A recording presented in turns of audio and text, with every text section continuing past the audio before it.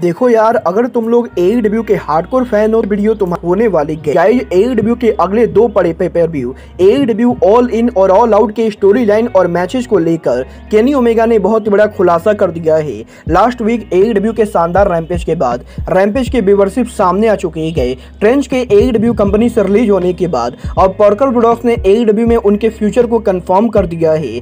AEW dynamite और AEW collision के UK में टीवी डील के बाद अब कोलिजन को मैक्सिको के अंदर भी टीवी डील मिल चुकी है। AEW में केनी ओमेगा के बिगेस्ट सुपरस्टार बनने को लेकर बुकाटी का काफी बड़ा बयान आ चुका है। तो गाइज, वहीं जापान की one of the biggest superstar Gulia ने AEW के अंदर उनके डेब्यू को टीज कर दिया है। तो गाइज, चलिए बिना किसी तरीके शुरू करते हैं इस वीडियो को। और गाइज, सबसे पहले बात करेंगे रैम्पेज के व्यूअरशिप की। गाइज, बात करें यहाँ पर AEW के रैम्पेज के व्यूअरशिप की, तो गाइज जैसा कि आप लोग को याद होगा, AEW कंपनी ने जब 23 जून को उनका रैम्पेज शो कराया था, तो गाइज AEW के उस रैम्पेज को मात्र 3,65,000 व्यूअरशिप मिली थी। और गाइज AEW के उस रैम्पेज की व्यूअरशिप AEW की one of the lowest viewership थी। बट गाइज, यही लास्ट वीक जब AEW ने उनका फॉलोआउट रैम्पेज कराया, तो गाइज लास्ट वीक के AEW रैम्पेज की व्यूअरशिप उसके पहले वीक के मुकाबले काफी ज्यादा बढ़ चुकी है। क्योंकि गाइज लास्ट वीक AEW के रैम्पेज शो को अमेरिका में करीबन 4,50,000 लोगों ने देखा है। और guys last week AEW rampage की व्यूअरशिप है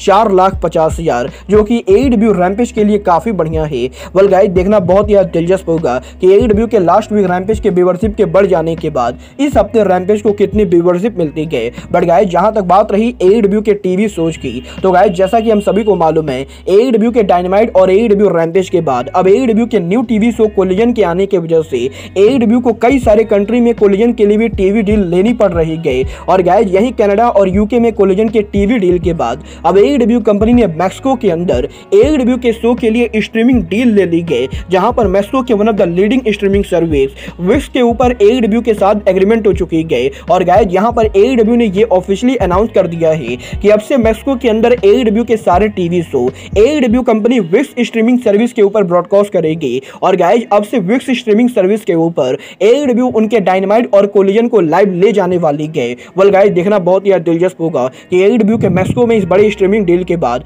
डायनामाइट और कोलिजन की कैसी व्यूअरशिप मिलती है। बट गाइज, चलिए फिलहाल आगे बढ़ते और बात करते हैं पार्कर प्रोडक्ट्स के AEW फ्यूचर की। वेल गाइज, ये बात तो मैंने आप लोगों को कल रात के वीडियो में ऑलरेडी बता दी गई कि पार्कर प्रोडक्ट्स के टैग पार्टनर ट्रेंच को AEW कंपनी ने फायर कर दिया है। और गाइज, यहां पर बेसिकली ट्रेंच के कॉन्ट्रैक्ट के एक्सपायर होने की वजह से AEW कंपनी ने ट्रेंच को कंपनी से बाहर कर दिया है। क्योंकि गाइज, फाइटफुल सेलेक्ट ने इस चीज को कंफर्म किया है कि टोनी खान ने ट्रेंच को बहुत ही छोटे कॉन्ट्रैक्ट के अंदर साइन किया था। और गाइज, 1 जुलाई को ट्रेंच के कॉन्ट्रैक्ट के ओवर होने की वजह से ट्रेंच को AEW कंपनी से बाहर कर दिया गया है। बट गाइज, यही अब ट्रेंच के कंपनी से बाहर जाने के बाद बहुत सारे लोगों के मन में यह सवाल है कि क्या पार्कर प्रोडक्ट्स भी AEW कंपनी को लीव करने वाले हैं। वेल गाइज, यहां पर फाइनली पार्कर प्रोडक्ट्स ने यह रिवील कर दिया है कि उनका AEW में फ्यूचर क्या होने वाला है। जहां पर इस हफ्ते पार्कर प्रोडक्ट्स ने सोशल मीडिया के ऊपर ट्वीट करके इस चीज को कंफर्म किया है कि वो AEW कंपनी को लीव नहीं करने वाले हैं। और गाइज, उनके AEW कॉन्ट्रैक्ट के अंदर अभी बहुत ही ज्यादा लंबा टाइम बचा है।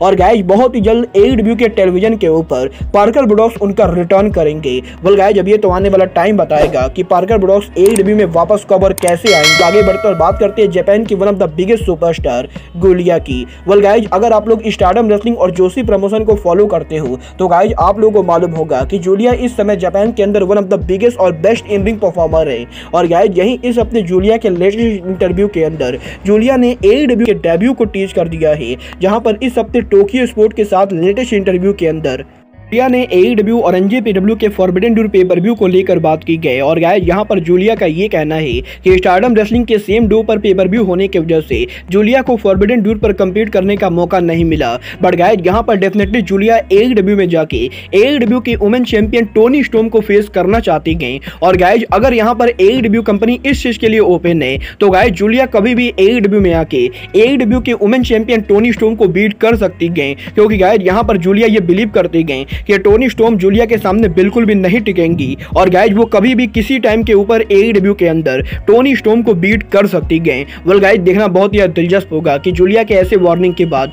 क्या टोनी खान जूलिया को AEW में लाकर टोनी स्टॉर्म से मैच लड़वाते हैं या नहीं। बट गाइज, चलिए फिलहाल आगे बढ़ते और बात करते हैं WWE hall of famer Bugatti की। वेल गाइज, इस हफ्ते बुकाटी के लेटेस्ट पॉडकास्ट के ऊपर बुकाटी ने AEW सुपरस्टार केनी ओमेगा को लेकर बात की थी। जहां पर बुकाटी का ये कहना है कि बुकाटी ने recently forbidden FanDuel pay per view पर केनी ओमेगा और ऑस्प्रे के मैच को देखा और गाइज उस मैच को देखने के बाद बुगाटी को यह कहने में कोई भी शक नहीं गए कि केनी ओमेगा आर्गुअली AEW के बेस्ट इन रिंग परफॉर्मर हैं। और गाइज AEW कंपनी जिस तरीके से ओमेगा को बुक कर रही गए, AEW कंपनी वो बहुत ही ज्यादा गलत कर रही गए, क्योंकि गाइज यहां पर बुगाटी का यह कहना है कि AEW कंपनी ज्यादातर केनी ओमेगा को एलीट और यंग बस की स्टोरी लाइन में बुक करती गए, जो कि AEW कंपनी की एक बड़ी गलती गए। क्योंकि गाइज यहां पर अगर बुगाटी AEW कंपनी को बुक कर रहे होते तो गाइज वो केनी ओमेगा को सिंगल स्टार के तौर पर बुक करते, क्योंकि गाइज इससे पहले भी जब NJPW के अंदर केनी ओमेगा सिंगल स्टार हुआ करते थे तो गाइज केनी ओमेगा NJPW के बिगेस्ट फॉरेन सुपरस्टार थे। और गाइज अगर AEW कंपनी चाहे तो अब भी AEW के अंदर केनी ओमेगा को सिंगल पुश देके AEW कंपनी का बिगेस्ट ड्रॉप बना सकती गए। और गाइज यहाँ पर बुकार्टी का ये कहना है कि अगर केनी ओमेगा AEW के जगह इस समय WWE के अंदर होते तो गाइज केनी ओमेगा WWE के one of the biggest draw होते, क्योंकि गाइज WWE को बढ़िया से मालूम है कि केनी ओमेगा जैसे रेसलर को कैसे यूज करना है। और गाइज बुकार्टी ये होप करते गए कि टोनी खान केनी ओमेगा को सिंगल स्टार के तौर पर बुक करे। वेल गाइज इस बार मैं भी बुकार्टी के बातों से एग्री करता हूँ और गाइज मैंने ये बात पहले भी कही गई कि केनी ओमेगा AEW के अंदर one of the biggest draw बनने की काबिलियत रखते गए। बट गाइज जहां तक बात रही केनी ओमेगा की, तो गाइज यहीं अब खुद केनी ओमेगा ने इस हफ्ते उनके लेटेस्ट इंटरव्यू के अंदर AEW के upcoming pay per view all in और ऑल आउट को लेकर बात की गई। और गाइज केनी ओमेगा ने फाइनली फैंस को यह एक्सप्लेन किया है कि AEW के ऑल इन और ऑल आउट पेपर व्यू के वीक टू वीक होने की वजह से ये पेपर व्यू के ऊपर हमें मैचेस कैसे देखने को मिलेंगे। और गाइज यहां पर केनी ओमेगा का यह कहना है कि AEW के ऑल इन पेपर व्यू के अनाउंस होने से पहले AEW का ऑल आउट पेपर व्यू साल का सबसे बड़ा पेपर व्यू हुआ करता था। और गाइज अब भी AEW का all out pay per view AEW का ईयरली बिगेस्ट पेपर व्यू गए। बट गाइज क्योंकि इस साल AEW कंपनी पहली बार वेम्बले स्टेडियम के अंदर ऑल इन पेपर व्यू कर रही गए, तो गाइज इसीलिए ये पेपर व्यू भी एक हिस्ट्री वाला पेपर व्यू होने वाला है। बट गाइज क्योंकि यहां पर ये दोनों pay per view back to back होने वाले गए, तो गाइज केनी ओमेगा का ये कहना है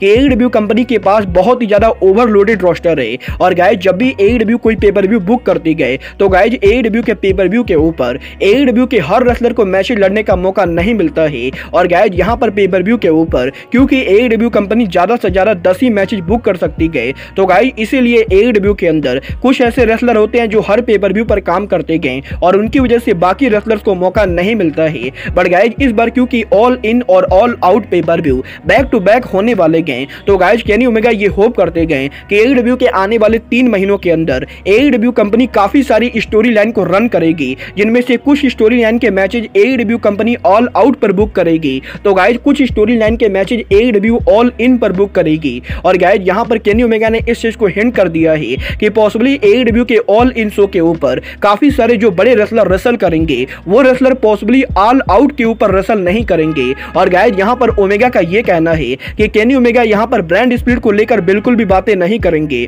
बट गाइज यहां पर केनी ओमेगा ये मेक श्योर करेंगे कि AEW के जिन रेसलर्स को ऑल इन पर मैचेज लड़ने का मौका मिले उनमें से कुछ रेसलर्स को ऑल आउट पर लड़ने का मौका ना मिले, ताकि AEW के ऑल आउट के ऊपर बाकी रेसलर्स को compete करने का मौका मिले। वेल गाइज मैं यहां पर ओमेगा की बातों से पूरी तरह से सहमत हूं और गाइज मुझे भी लगता है कि AEW कंपनी को आने वाले 3 महीनों के अंदर ऑल आउट और ऑल इन दोनों की स्टोरी लाइन को सेम टाइम पर बिल्ड करना चाहिए। और गाइज कुछ मैचेस को ऑल इन पर बुक करना चाहिए, तो गाइज वहीं कुछ मैचेस को ऑल आउट पर बुक करना चाहिए। वेल गाइज अब ये तो आने वाला टाइम बताएगा कि AEW स्टोरी लाइन को कैसे और कैसे बुक करती गए। बट गाइज फिलहाल के लिए अब आज के इस वीडियो में बस इतना ही। मैं मिलता हूं आपसे अपने अगले वीडियो में। बट गाइज तब तक के लिए